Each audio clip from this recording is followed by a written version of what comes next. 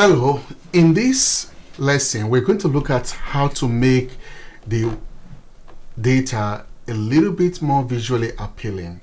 We've done the calculations, we presented our data, and it all looks good and accurate.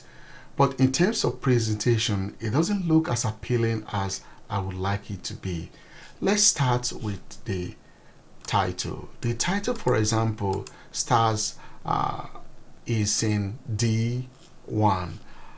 But what I want to do is to make it span the whole length of the data from A1 all the way to K1. So in order to do that, I'm going to go to the Home tab and find styles, the styles command group, and click on the drop down there. And what am I looking for? I'm looking for title. So I click on that. There you go. And the next thing I want to do is the heading for the various categories all the way from feedback to taxes. I want to make that a particular kind of heading. So I'm going to go back to Set Styles and find there are 4 different heading styles here. It's heading 1. I'm hovering right now. Heading 2, 3, and 4. I think maybe 3 is a little bit better. It's not too pronounced. It's also conspicuous enough to identify the title. So I'm going to click on 3. And the next thing I want to do is to make sure that whoever is looking at this knows the area where data can be imputed. So this whole area right here where the data is likely to change, I want to differentiate that by making it as input. There you go. And as for the total units and subtotal and taxes, I want to make those as perhaps output, or maybe I can make them calculation.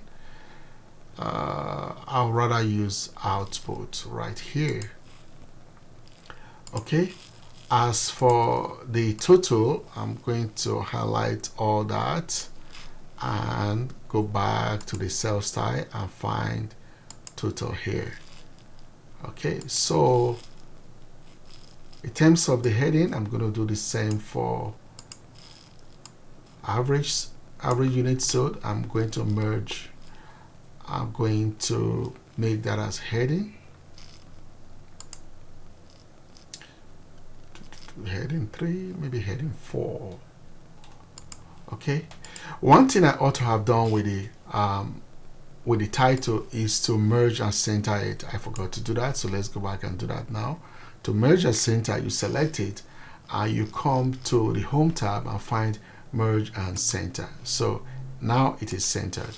I'm going to do the same thing with the average unit, merge and center. Now what happens is that this title and the heading now span across the length of the data. Okay, so what else we have to do here? Let's see, price. We can make that, give that a different sort of maybe accent, maybe a little bit lighter. And Monday to Sunday, do the same thing there, a little bit. Actually, perhaps use a green accent. And as for the items, so we also can make that perhaps this accent. And here you can do whatever you want here. It's up to you. I'm just showing you the different places to get the command. And as for the date, we can make that also select perhaps accent 3. For the books here, we're going to give it the same accent as the items up there. And as for here, we're going to give it output. There you go. This is looking really nice now. And as for these two here, perhaps we'll leave that as is.